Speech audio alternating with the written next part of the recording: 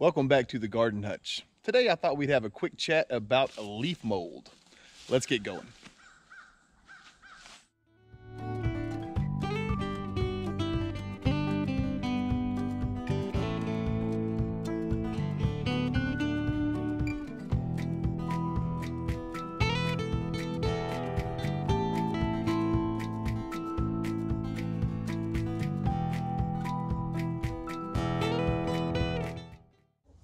Now, most gardeners are familiar with the concept of compost.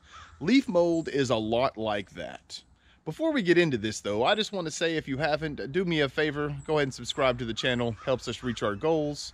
If you enjoy this, please give it a thumbs up. It just helps us reach more people in the end. All right, so let's start talking about leaf mold.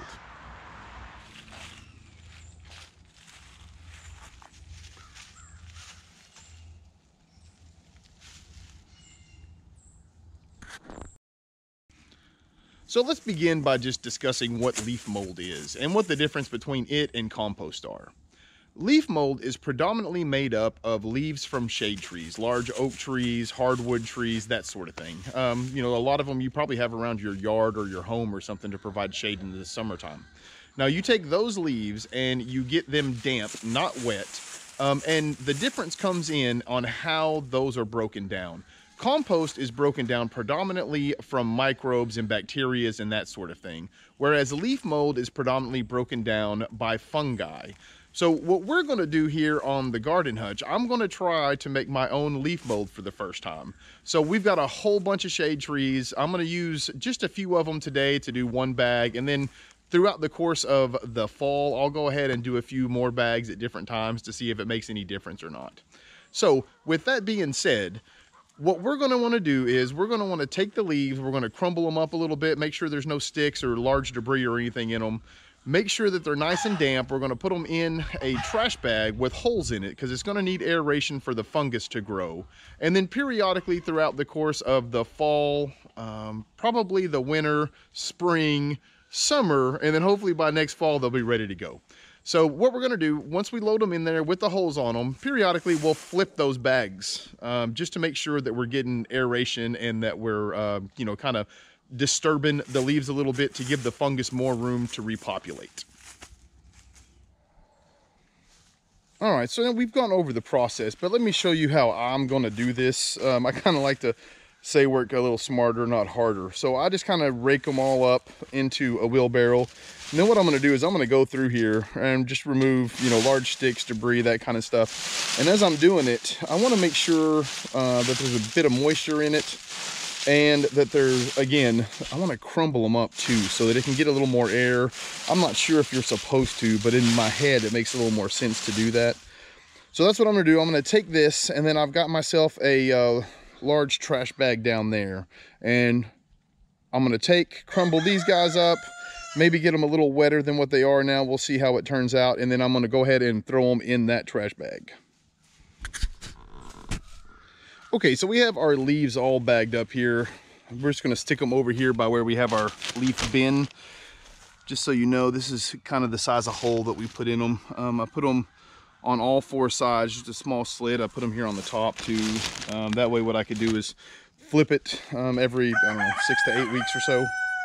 I also put just a small hole on the bottom, and then where we tie it, we'll use at the top, just in case for whatever reason a bunch of water gets in there, it doesn't stagnate at the bottom.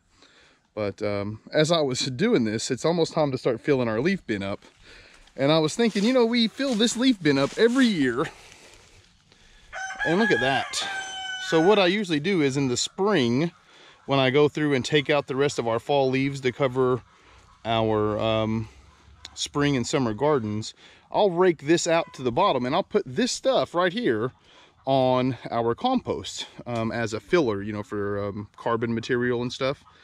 So anyway, I guess we've been making this leaf mold the whole time.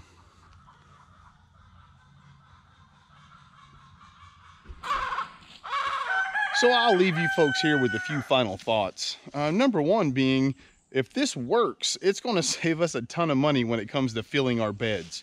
Because as far as I know right now, the time frame I'm thinking is that we'll turn it every couple months between now and this time next year. So like next fall when it's time to start filling our beds. Right before we cover them with the leaves that are falling at that point, we'll use the leaf mold that we have. We'll work it into our soil like we did when we were prepping our pallet beds. We'll use that as part of the amendments. Number two, I'm not really sure what to think about how much it'll be. So it'll be interesting to see, you know, have this video to kind of go back on to see how full that bag is. And then, you know, this time next year, how, you know, what it actually turns into once it kind of breaks down a little bit. And I have a feeling that the bag is going to be, I don't know, maybe a third of that or so, but it'll be fun to see. And the last thing that comes to mind is I just want to make sure that everybody understands we're not going to be able to use the leaf mold as a substitute for things like compost or organic, what's the word I'm looking for? Organic fertilizers. I don't think that it has that high a level of nutrients in it, but the thing that it will be able to do is increase your absorption rate, and it'll also add a ton of organic material for the existing microbes to feed off of. So with all of that being said, I just want to say thank you to everyone who stuck it out here till the end. Until next time, I hope you folks take care of yourselves. Peace.